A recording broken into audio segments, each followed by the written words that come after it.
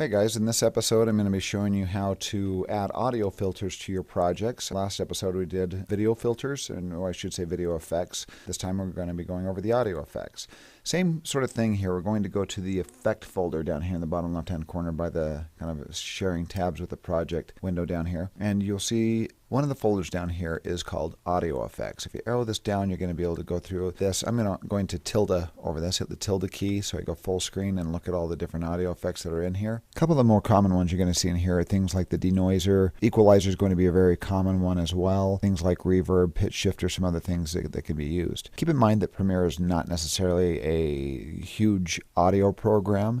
It's not really optimized for professional audio level. It does do, I shouldn't say professional audio level, it does do professional quality audio, but it's not really built like something like Pro Tools or Cubase or something that's built specifically to work with audio. So it's just got some quick features here for people that are maybe a little less familiar with audio. It kind of helps us through audio filters, makes it a lot easier than if you're a professional audio person. Just a little disclaimer there. So one thing I'm going to do here is I'm going to test out, let's try reverb, because this is one of the more obvious ones here. I'm going to grab this plugin, and it's very similar to the video clips where you want to change your audio here. I'm going to grab a plugin. Well, first of all, before I do that, let's play back some audio here. So let's listen to this. There's nothing to worry about, so you don't worry about me. So very normal sounding audio here. I'm going to grab the reverb. I'm going to drag this over and drop it onto this clip here. If you want to add a little bit of an echo to something like they're in a warehouse or something like that, I just drop that on, and this is very similar to how the video works. When you select your audio track here, go up to effects controls, you will see your reverb added under the effect controls. If you haven't watched the video one, I recommend going and watching that before going through this. It'll make a bit more sense. There's that reverb effect right there added to this effect controls here. Now a lot of the audio filters will have this little preset item right here next to it. If you click on that, you can do a quick preset, or you can customize it yourself, and you have access to the individual parameters here. Like the video filters, this will take some experimentation. You go in and kind of experiment with these things and see what you get. But right here with the audio, you can just click on these presets, and you can find small room, medium room, large room, church, large hall, studio, these different types of echoes, different types of reverb here. Let's go extreme and do large hallway and see what that does. So you can see it just changed the individual parameters here and set these individual parameters for this preset. Let's play through this and listen. There's nothing to worry about, so you don't worry about me. There you go. And these are the numerical versions right here of the changes that are making based on things like absorption, pre-delay, density, all those different things dealing with audio there. You can hit edit here, and it will bring up a visual. It'll bring up a visual representation of these numerical items here. And you can just grab these knobs and turn them around, and you change the graph up here. I'm going to make a disclaimer here. I'm not a huge audio person. I'm more visual editing and post-production. I know a little bit about audio, so I'm not a professional audio person, but these are kind of the basics. Like I said, you'll have to come in and experiment with Premiere, but this is basically how it's done. You can change these numbers in here and get different levels of echo. Let's play that back. There's nothing to worry about, so you don't. Let's change our preset. Let's do a small or medium room and see what we get. There's nothing to worry about, so you don't worry about me. Okay, so that's not as echoey as it was before. And this is very similar to the video filters, where you have the option of going up to the effect, and you can turn it on or off, and it'll disable that reverb temporarily or that effect temporarily. If you hit the effects, now it's back on. Or you can just simply select it and hit backspace or delete, and it gets rid of that filter off of that clip.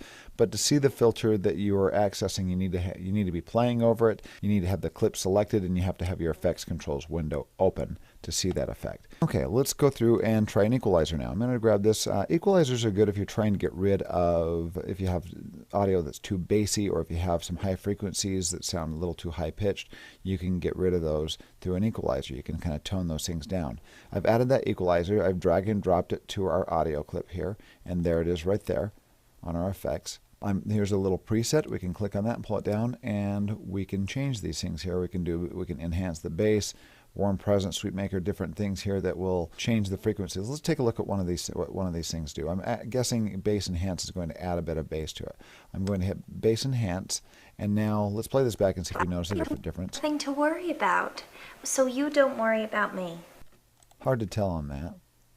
I'm going to put that back to default. Don't worry worry about, so you don't worry about me. Let's see what this is doing visually. I'm going to go to Base Enhance. Now I'm going to go to Edit and see what this has done. Here are the individual parameters. You'll see those change as we change them. You have the low frequencies, the mid frequencies, and the high frequencies here. But I'm going to hit Edit on Custom Setup. It's going to bring up this visual.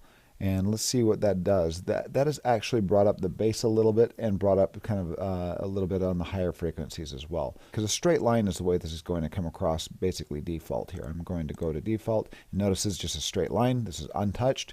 And now if we go to Bass Enhance, it brings up the bass. If you bring up Warm Presence, it brings up a little bit of the mids and some of the high frequencies as well and keeps the bass neutral. Sweep Maker. So there's a whole bunch of presets. This brings up some higher frequencies. There's also some items here. High Enhance, it gradually brings up the higher frequencies here and makes a higher pitched loudness that's going to bring up the bass. So you see some different presets that are going on here, and you have to just kind of change these. And what's nice about Premiere is you can actually go to the beginning of a clip and you can change these live as you're playing. So let's press play. Nothing to worry about. And now I'm going to grab this so you don't knob worry here and turn about it me. up. That changes where the frequency node takes place here. We can grab this node. I'm going to crank this bass way up, and let's hear what we get.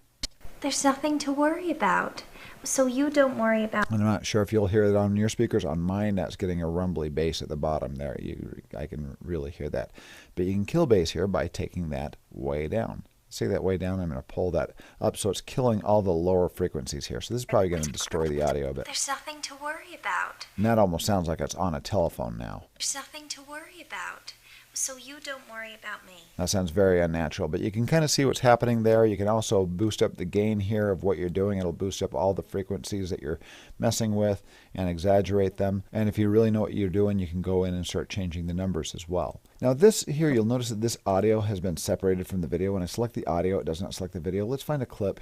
Here's one that these two are joined together. If we grab an effect and we drop it onto this audio here, you'll notice up here in this window, it brings up your video effects and your audio effects. Sometimes if you have a lot of video effects, you're going to have to collapse. If these arrows are expanded here, you might have to collapse these because your audio filters might be disappearing down here at the bottom of the window. You can either scroll down to it or just collapse these video windows, and you will see the audio effects right here. So you have your video effects and the audio effects. When there is a clip that is linked, when there is a video clip that is linked to an audio clip, it will show both categories of effects up in the effects controls. And audio is very similar to the video, where you can keyframe it as well. I went through this on the video, but I will quickly show this here.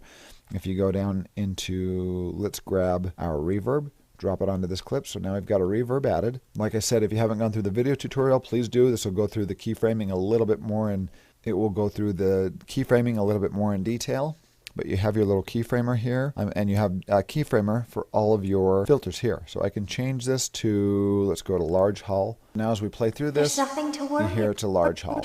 And notice these numbers have all changed down here. So we're going to turn on our keyframes for all these items here. Actually, we won't have to. We're going to just, usually if you see one that's called mix, that completely turns all these items on and off. If you have your mix at 0, that basically, it's like an opacity level on video. Very similar, that if you turn this down, you will no longer have the effect applied.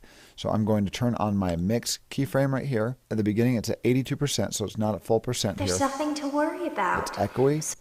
And right here, I'm going to have it, I'm going to add another keyframe, and right here, I'm going to turn my mix down to 0. I had to arrow this down to access this. Some of these things you just have to experiment with different filters. They have kind of different ways of working. Now as we play this, you'll hear it goes from echoey to non-echoey. It'll interpolate from this point to this point. There's nothing to worry about, so you don't worry about me. And now the filter is completely turned off at 0 mix. So that's basically how you keyframe. You can experiment with these other things and see what you get. And this is very similar to the video as well. Like I mentioned, I keep saying, you can go under the effects of one clip. You can select it. You can do Command-C and copy.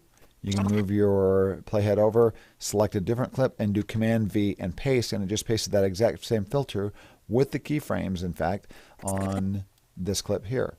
You can actually save presets. You can just right-click on a filter and save presets, and you can name it, and it will save it down in your preset folder right here. As you save those, you'll see those things show up in your presets, and you can add those to future clips, and you can save your presets, the ones that you like. So like I said, if you haven't gone over the video one, go back, go over it, and these filters work fairly much the same as the video filters work. If you have any questions, please post them. If you have any recommendations, please post those as well. And thanks for watching.